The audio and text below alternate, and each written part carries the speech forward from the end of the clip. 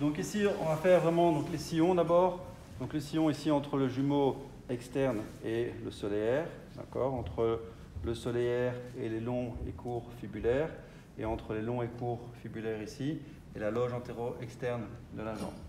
Et donc une fois qu'on a identifié les sillons, on vient faire d'abord des glissements. Et donc les glissements, on vient vraiment...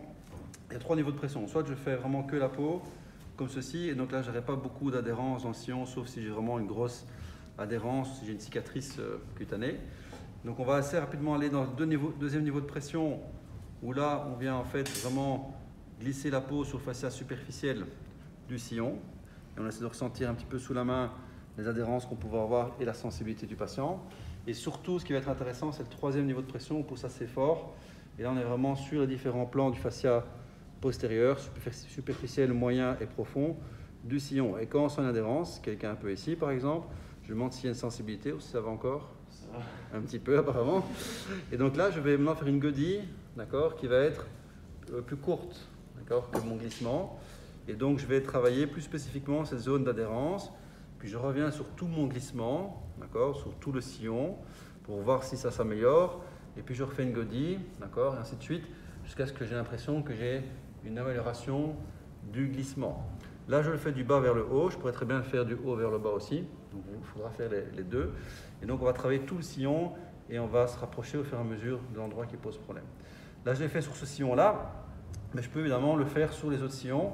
Et par exemple, je peux très bien utiliser les 3 doigts si je veux faire les 3 sillons externes ici quasiment en même temps. Je pourrais le faire comme ceci, les glissements. Si j'ai un endroit où il y a une adhérence, je peux éventuellement même changer ma prise ici pour faire des godilles, plutôt avec les articulations interphalangiennes. Si je veux travailler plusieurs sillons en même temps, si je veux travailler un seul sillon, je viens travailler par exemple avec mes pouces ou les doigts sur les doigts, comme vous voulez.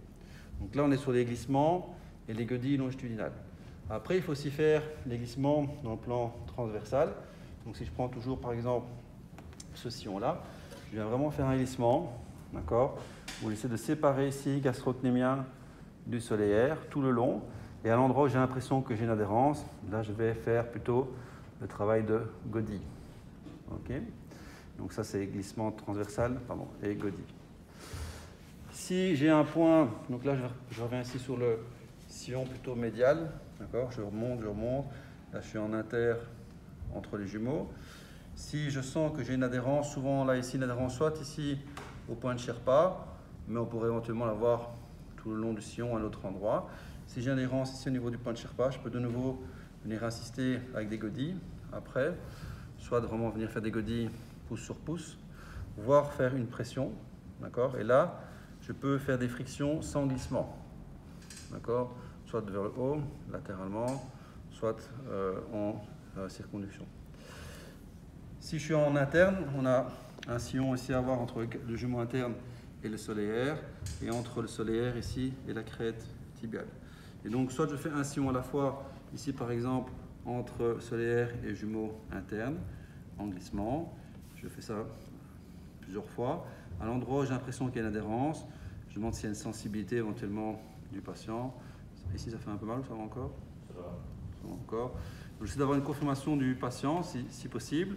D'accord. Si j'ai une confirmation du patient, c'est mieux. Et alors à ce moment-là, j'insiste un petit peu en godille, un peu plus, soit comme ceci, soit de nouveau avec les pouces. L'autre sillon, ça va être de vraiment venir faire un glissement entre le périoste et le solaire. À nouveau, à la recherche d'adhérence et de sensibilité. Parfois, on a même des petites crépitations qu'on peut sentir sur les doigts. Si on en a un petit peu, ça peut parfois être un signe d'inflammation. Ce n'est pas systématique, mais ça peut parfois. À l'endroit où j'ai l'impression qu'il y a une adhérence, je viens de nouveau ici insister un peu plus en godille. Si je fais le glissement transverse, eh bien, je viens de manière transversale tout le long de mon sillon. J'essaie par exemple ici de décoller le solaire du périoste. Et à l'endroit où j'ai l'impression qu'il y a plus de résistance, je viens faire ma godille. Okay. Ça, c'est une manière de travailler. On a encore la fameuse technique fibrolyse qui sera plus à utiliser avec le crochet. Ou si je reprends par exemple un exemple ici, le jumeau interne, que je vais séparer du solaire, je viens remplir ici mon crochet, mais pour l'instant c'est la main, et je viens faire un mouvement de traction et un mouvement bref à la fin de traction. Donc l'idée étant de libérer les adhérences. Mais là je le fais manuellement parce qu'il faut maîtriser le mouvement avec la main pour pouvoir le faire après avec le crochet.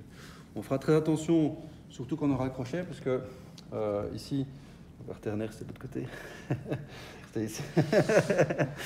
Donc, Arterner, là, c'est moi qui l'ai fait, là, c'est pas moi. Donc, il faudra faire attention de ne pas venir gratter ici l'artère et le nerf quand on utilisera les crochets, ce sera important. Idem ici au niveau du creux poplité. Et alors, la dernière technique, la technique ténopériostée, donc sur le périoste. Là, on va le faire manuellement, on vient vraiment gratter, après on prendra le crochet, on vient vraiment gratter ici entre la peau et le périoste. Là, si j'ai un point de tension qui est ici, je viens vraiment gratter en étoile autour, en descendant, d'accord, vraiment au niveau, tout autour de ce point. Ça, c'est la technique ténopériostée. Après, on fera ça avec le crochet, mais d'abord, il faut bien la maîtriser avec les mains. OK.